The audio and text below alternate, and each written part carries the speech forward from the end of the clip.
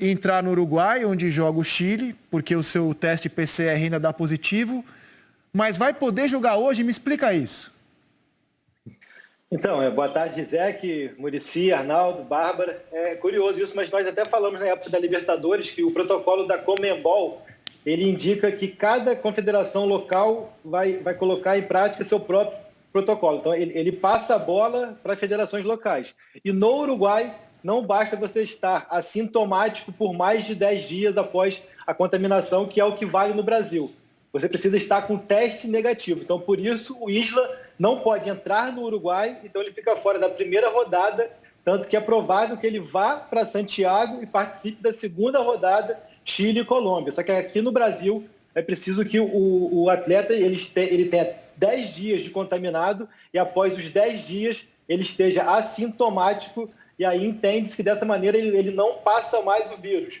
Então, por mais que o Isla ainda tenha o vírus no corpo dele, as autoridades entendem que ele não passa mais o vírus, ele está assintomático mesmo, contaminado, então ele pode jogar porque passou esse prazo, só que no Uruguai não, tem que estar lá teste negativo, senão não tem brincadeirinha, não tem como entrar no país, então por isso que ele fica fora da primeira rodada da eliminatória, mas fica à disposição para o jogo dessa quarta-feira contra o Sport no Maracanã. Ô, Caê, essas eliminatórias prometem ser uma beleza, hein? Oh. Porque para entrar na Europa, como no Uruguai, você tem que estar com o PCR negativo.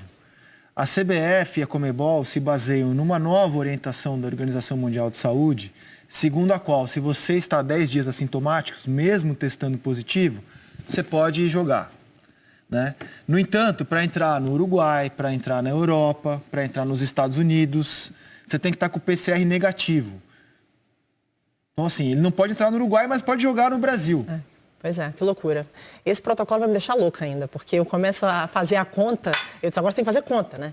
Mas peraí, esses caras podem ou não podem jogar, né? Aí você começa a fazer uma conta, aí você começa a ver que os protocolos são totalmente diferentes. Sim. Aí, infelizmente, o que fica menor nisso tudo é se tem contágio ou não, porque as pessoas só querem se basear pelo protocolo e a gente não tem como interferir nisso, né? Então, me soa muito estranho, é uma coisa muito difícil de eu conseguir digerir. O fato de um jogador, por uma questão de protocolo, poder jogar uma competição e não poder viajar para jogar outra. Não sei como funciona para vocês, não somos médicos. Nem jogar, não pode entrar no Uruguai. Não pode entrar, exatamente. Não pode entrar no Uruguai. E você imagina, jogador que vem da Europa, está lá na bolha de segurança do clube dele, vem da Europa para a América do Sul, joga aqui. E se ele testar positivo, vai ter que ficar em quarentena aqui na América do Sul, antes de voltar para a Europa, antes de ter um exame totalmente negativo para voltar para a Europa. Mas será que acontece o contrário? Por exemplo, quando os jogadores brasileiros... É uma pergunta mesmo, viu? Jogadores brasileiros testam positivo lá. Não, tá. acho que nem vem. Não vem? Acho que não vem. Eu não tenho, eu tô nessa dúvida. Acho eu tenho que nem até vem. que tirar essa dúvida. Se tiver testado Espero positivo. Se tiver passado os 10 dias, né, Rizek? Eu confesso que eu não... Vai ver de país. Depende de cada país. No Uruguai você não entra. Mas, por exemplo, Caê, uma dúvida. Sei lá, o Flamengo jogou fora do Brasil uma competição por um jogo de Libertadores X, tá? Não importa qual seja o time nem o país. Estou falando de voltar para o Brasil. Aí, enfim, lá ele passou por um protocolo e ele passou por exames, os jogadores. Algum jogador testa positivo lá, tá? Nessa competição, nessa questão do protocolo.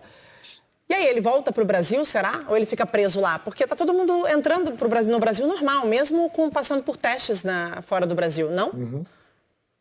Foi o que passou agora no Equador, né? Sim. Mas o Flamengo aí teve que fretar um voo e eles vieram isolados dentro do jatinho e entraram no Brasil e aqui dentro cumpriram a quarentena no Brasil. Mas teve que ter ali as conversas com as autoridades para que permitissem sair do Equador e entrar no Brasil. E é bom frisar que eles vieram em um jatinho somente os contaminados, né? Não vieram em voo nem de carreira, nem voo do elenco. Entendi, perfeito. Essa era a minha dúvida. Eu estava até com o Flamengo na cabeça, falei, mas eu não quero ser injusta, entendeu? Então eu prefiro perguntar. Entendo que há um isolamento, mas entendo também que eles conseguem voltar, pelo menos eles conseguem vir para casa. O que eu não sei, um ser humano, um cidadão comum, eu não sei se ele consegue fretar um voo e sair do país onde há essa restrição, né? Então tem aí algumas questões que podem acontecer. É uma dúvida, é uma curiosidade. Bárbara, eu estou no site de companhias aéreas, porque fiquei com essa curiosidade, eu não tenho a resposta. Teria que apurar antes do programa. E assim, Mas o Brasil e o México são países muito abertos, com poucas restrições para entrar aqui. Ao contrário de boa parte do nosso continente, como o Uruguai, por exemplo, o nosso país tem uma bandeirinha verde, assim, então talvez consiga se entrar aqui positivo com 10 dias assintomático. Eu só não sei se o clube europeu permitiria que ele deixe a Europa com o exame positivo de coronavírus. São perguntas que eu prometo responder para a seleção de amanhã.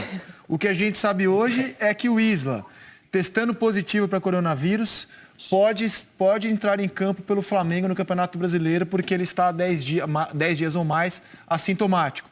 Mas não pode colocar o pé no Uruguai. É o que podemos afirmar com segurança hoje. Mais detalhes eu trago no Seleção de amanhã, Caê.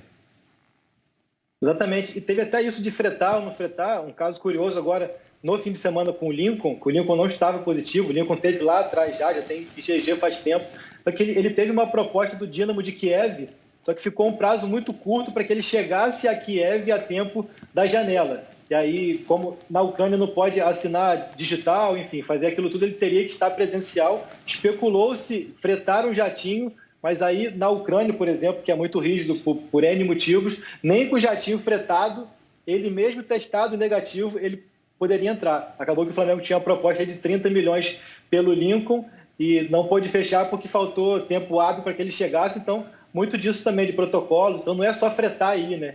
Acaba que aqui na América do Sul a gente sempre tem um jeitinho, mas não é tão simples assim. Caê, estou no site da Latam, uma das maiores companhias aqui do nosso continente, e o site da Latam informa que para entrar no Brasil não é requerido quarentena nem resultado negativo para Covid. Não é. Então fica a cargo, por exemplo, do clube europeu, se o jogador testar positivo, se ele sai ou não do país. Mas para entrar no Brasil, ao contrário do Uruguai, ao contrário, por exemplo, da Colômbia, do Paraguai, de vários países, você não consegue entrar estando positivo para a Covid como o Isla, segundo o que eu vejo aqui no site da Latam. Vamos para a escalação do Flamengo para o jogo de hoje com o Isla? Com o Isla, pois é. E tem duas questões que eu acho bem curiosas, assim. A primeira delas, eu acho que o Flamengo volta a jogar sem Ribeiro e Arrascaeta, sem os dois juntos. Depois de 7 meses, o último jogo que isso aconteceu foi contra a Cabral Friense, pelo Carioca, pela Taça Rio. E aí, na ocasião ali, o Jesus até optou pelo Vitinho, pelo Diego e tal. Eu acho mesmo, a gente tá vendo no campinho aí, que hoje vai ser diferente. Eu acho que é bem provável que o Domi faça essa escolha pelos 3 volantes juntos, o que é uma raridade, e coloque o Diego com Pedro e Bruno Henrique. Não teria muita lógica ele apostar em um Michael ou um Vitinho, jogadores de maior velocidade, diante de um Sport que vai vir muito bem postado. E eu confesso que eu estou bem curioso para ver a zaga, Rizek, porque a zaga a gente elogiou bastante aqui. O Natan, o Noga, os meninos que entraram e deram conta do recado. Só que agora o Domi tem à disposição Gustavo Henrique, Léo Pereira e Tuller. A gente fez aí um esboço contando na coerência de manter os meninos, mas vamos ver até que ponto a hierarquia dos mais velhos vai valer, ou vai valer a meritocracia dos meninos que entraram e deram conta do recado. Confesso que estou bem curioso para ver essa defesa, até mais curioso do que os substitutos de Arrascaeta e Everton Ribeiro. Ou vale a multa rescisória, porque o Natan foi titular contra o Palmeiras, o Del Valle, o Atlético Paranaense, o Flamengo renovou com ele e a multa chega agora a 460 milhões, é isso?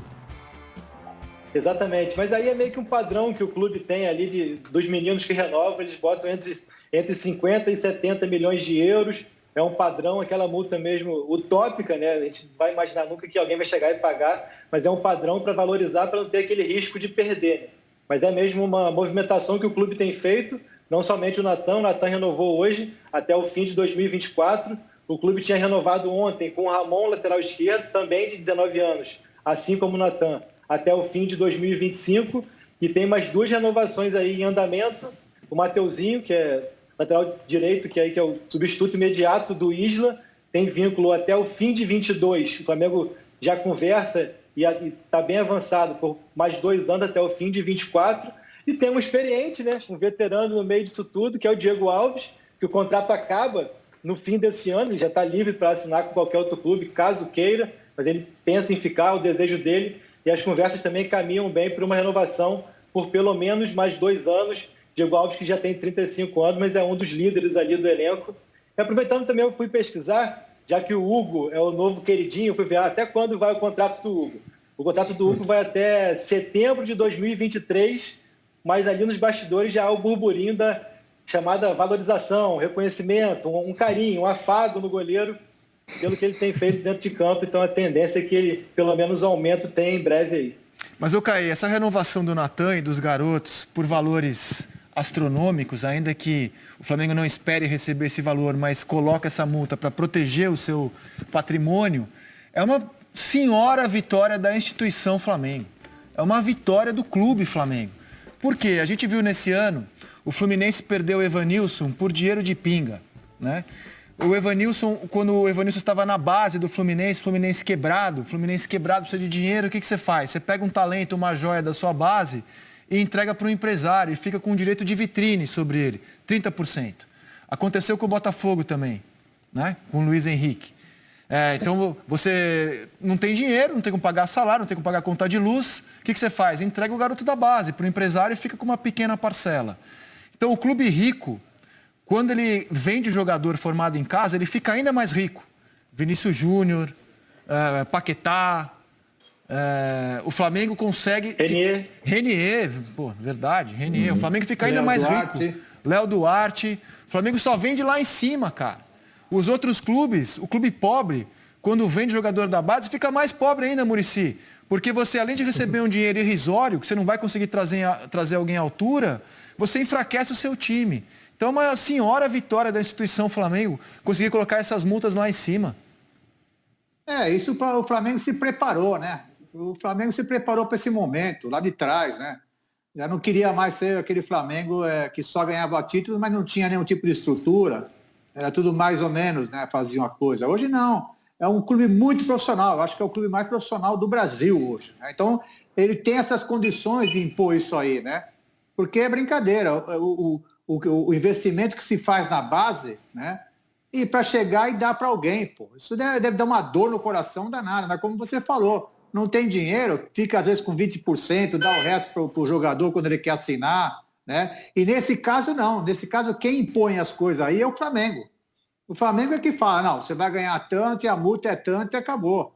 E quem quiser comprar, claro que não vai comprar por esse valor aí. Mas com certeza vai ter que pagar bem, porque o clube se organizou para isso. Então, eu acho que não é uma coisa do momento. Isso aí vem lá de trás. E por isso que o Flamengo está nesse bom momento, né? Caê, mau momento, infelizmente... é o Gabriel, né, cara? Ele postou uma foto no Instagram, você vê ali o inchaço, cara, no tornozelo dele. Como é que tá a situação do jogador, hein? Então, é a lesão mais grave da carreira do Gabriel, né, da curta carreira do Gabriel. Ele nunca teve uma lesão assim que eu tenha tirado de campo por tempo indeterminado. Nunca ficou, deve ficar um mês fora. Só que amigos que eu tenho em comum ali, que convivem no ambiente do Gabriel, disseram que até ele tem evoluído mais do que o esperado, acima do esperado, assim. Então a gente pode ter uma surpresa boa do Gabriel em breve, mas realmente as imagens chamam muito a atenção. Eu até falava, não sei se foi aqui ou se foi no Troca, da questão de, na época da lesão, criou-se uma expectativa de que era uma fratura ou uma fissura, e parece que quando fala em ligamento, há um alívio, mas muitas vezes não, né? O Muricy pode até falar bem, foi atleta e tudo, o ligamento muitas vezes é pior de se curar, de se tratar, do que uma fratura, mas o que eu tenho de informação ali de quem tem convivido ali no ambiente, no dia a dia com o Gabriel, é de que a evolução está até acima da expectativa, então aquele prazo de um mês, por aí 3 a 4 semanas, a gente pode ser que seja encurtado, mas realmente as imagens chamam muito a atenção. E Caê, o Flamengo começa hoje uma maratona de 5 jogos em 11 dias. Sim, uma sequência pesada. A parte boa é de que a maioria desses jogos é no Maracanã. Se eu não me engano, dos 5, 4 são no Maracanã, mas é uma sequência até mesmo por conta da Libertadores. O clube pediu e precisou ficar aquela sequência, aquela semana lá no Equador, para que, claro, jogou na quinta e na terça, não tinha por que voltar ao Brasil e depois voltar ao Equador. Então esse jogo do Goiás aí, que é o que destoou e estrangulou um pouco o calendário, mas é um Flamengo que tem uma sequência cada vez mais importante e decisiva e que fica 3 jogos desses sem o Ribeiro, sem o Arrascaeta, sem o Rodrigo Caio e depois fica 2 deles sem o Isla também, né? Então tem todo esse detalhe que é importante levar em conta. No próximo bloco, o Cabral Neto, do Recife, vai trazer as informações do esporte para o jogo de hoje. Caê, grande abraço para você, meu velho. Bom trabalho no jogo de hoje. Até a próxima. O passarinho que está cantando é na sua casa, é isso?